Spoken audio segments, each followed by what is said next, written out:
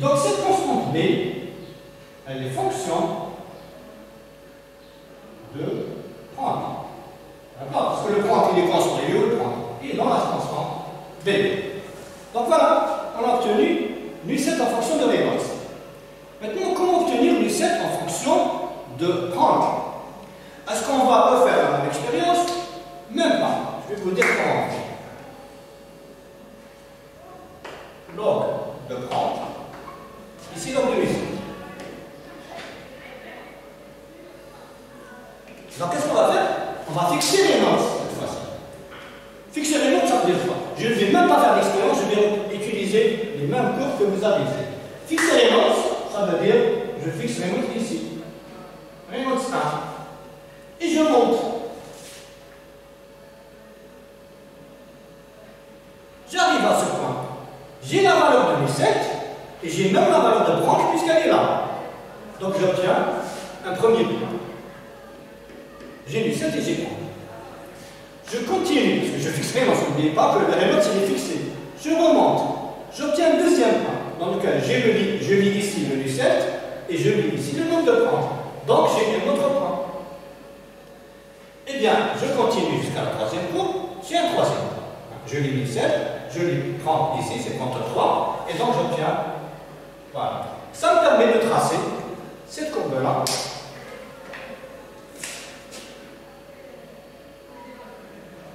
Donc celle-ci à Reynolds 1. Si je veux à Reynolds 2, un autre Reynolds, par exemple celui-là, on met juste pile avec ces points. Donc ici c'est Reynolds 2. Reynolds 2. Et ici c'est Reynolds 3, par exemple, si je veux. Et donc j'obtiens de cette manière 3 groupes aussi, avec 3 points chacun. Reynolds 2, Reynolds 3. Donc elles auront la même chose. Donc là aussi, qu'est-ce que je fais?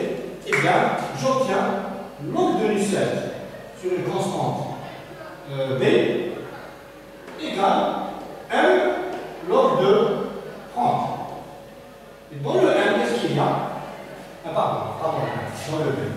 Donc là aussi, vous aurez nu7 égale B fois log de 30 à la puissance M. On l'a vu. Pardon, C. Alors j'ai fait B, donc C ici. C. Donc dans le B, qu'est-ce qu'il y a? Il y a une constante et puis un prendre. Et dans cette constante C, qu'est-ce qu'il y a? Il y a une constante et il y a aussi le nombre de Reynolds. Or le Reynolds, on sait comment il varie. En combinant les deux constantes, vous aurez égal une autre constante A, Reynolds à la puissance N, 30 à la puissance 1. Et vous obtenez donc cette loi à partir de l'expérience. Mais voilà. Seulement, à quoi servent aussi ces expériences? Ou bien cette analyse dimensionnelle? Eh bien, elle sert à utiliser des maquettes. Utiliser des maquettes, par exemple, quand on veut fabriquer un avion, on ne sait pas s'il marche. On ne va pas le fabriquer, le tester après. S'il ne marche pas, c'est de l'argent qui est parti dans l'air. Donc, qu'est-ce qu'on fait? On fait des tests sur des maquettes. Par exemple, la même chose, transfert de chaleur dans un grand tuyau, un grand chauffage, quelque chose comme ça. Et au lieu de fabriquer cette installation, eh bien, on va faire les essais. C'est-à-dire cette expérience-là, on va faire ces essais sur un dispositif de laboratoire. C'est-à-dire qu'on va dessiner toute l'installation à l'échelle réduite. Donc, entre l'échelle réduite et l'échelle réelle, entre les deux, il doit y avoir une similitude, une certaine ressemblance. Parce que s'il n'y a pas de ressemblance, on ne peut pas appliquer les résultats. Par exemple, on ne peut pas utiliser les résultats obtenus sur un hélicoptère et les appliquer à un avion de ligne. Ce n'est pas possible. Donc, il faut une certaine similitude. Donc, cette similitude, cette ressemblance, elle doit être d'abord géométrique. Par exemple, si le modèle réel, c'est un tube cylindrique, on doit faire des expériences sur tube cylindrique, mais pas forcément le même diamètre. On peut travailler avec un diamètre réduit et les résultats peuvent s'appliquer facilement. Donc, ça nécessite une similitude, une ressemblance géométrique, ça nécessite une ressemblance dynamique, trop dynamique. C'est-à-dire, on aura le même régime d'écoulement. C'est-à-dire, pas forcément la même vitesse, mais le même nombre de Reynolds.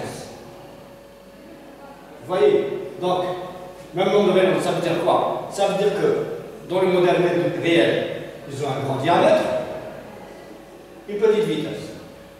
Dans le modèle de laboratoire sur lequel on va faire les tests, on garde le même nombre de Reynolds, mais on va travailler avec un petit diamètre. Donc si on travaille avec un petit diamètre, on veut garder le même nombre de Reynolds, eh bien, on va avoir une vitesse plus grande.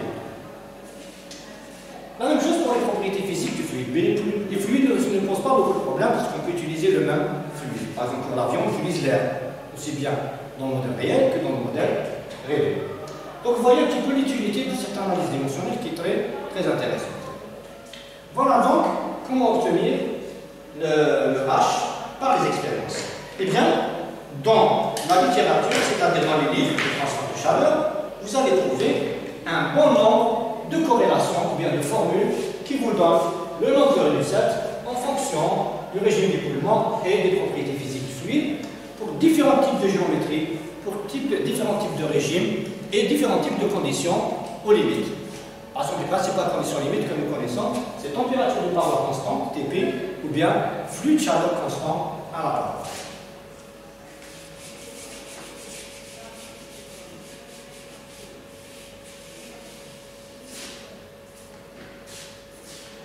Donc, à titre d'exemple, je vais vous donner dans le cas d'un tube cylindrique. Donc, transfert de chaleur dans un tube cylindrique. Transfert de chaleur dans un tuyau. Dans un tuyau.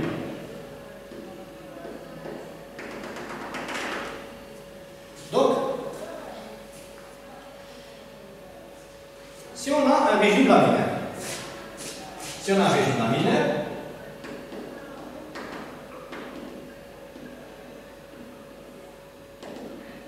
eh bien vous aurez tout simplement nu7 égale, j'ai écrit nu7d égale 3,66 si on a TP constant, c'est-à-dire condition limite, température à la paroi intérieure du tube, c'est TP constant.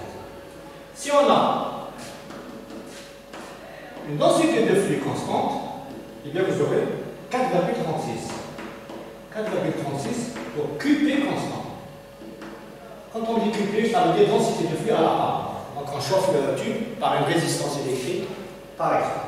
Donc vous constatez que dans ce cas-là, dans le régime laminaire, dans un tuyau, et on est loin de l'entrée du tuyau, parce que le phénomène de l'entrée du tuyau, à l'entrée dans un tuyau, il y a toujours un écoulement un petit peu agité qui va s'installer progressivement pour devenir laminaire et s'organiser complètement. Donc, les valeurs sont constantes. Mais dans le cas du régime turbulent, vous allez avoir, on aura autre chose. Qu'est-ce que c'est que nu7d? Nu7d, c'est nu7 basé sur le diamètre, tout simplement. C'est-à-dire à la place de L, comme on l'a dit tout à l'heure, ce sera H fois le diamètre sur la conductivité, toujours du fluide, ne l'oubliez pas. Donc, si vous avez un régime turbulent, toujours dans le cas d'un transfert de chaleur dans un tuyau, et vous savez très bien que, en mécanique fluide, le régime laminaire, c'est lorsque le nombre de Reynolds est inférieur à 2000 à peu près. Et lorsqu'il devient largement supérieur à 2000, on a un écoulement turbulent. Eh bien, je vais vous donner la relation de Cauder, qui a été obtenue par Cauder. Eh bien, cette relation, nu7d égale à 0,023 Reynolds sur d toujours à la puissance 4/5 que multiplier le prend à la puissance 1/3. Dans le cas d'un tube, j'ajoute un tube lisse. Parce que si le tube n'est pas lisse, ça va donner autre chose. Donc voilà une corrélation obtenue par les deux. Donc Reynolds aussi, pareil, on exprime Reynolds avec le diamètre au lieu de L, donc ce sera ρ V fois le diamètre divisé par. Ah, de toute façon, on a utilisé le diamètre tout à l'heure, Reynolds. Et parfois, on utilise pour nu7, nu7L, c'est H, L sur la conductivité. On peut avoir du 7x, ce sera hx sur lambda, etc. Voilà, maintenant, on va passer à autre chose.